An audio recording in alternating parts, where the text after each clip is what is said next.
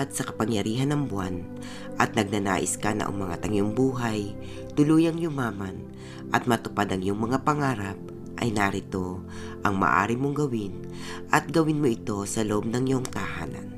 I-manifest at i-claim mo na agad sa iyong sarili na ito ay magkakaroon ng katuparan sa lalong madaling panahon at ang iyong pamumuhay ay mababago na ng tuluyan.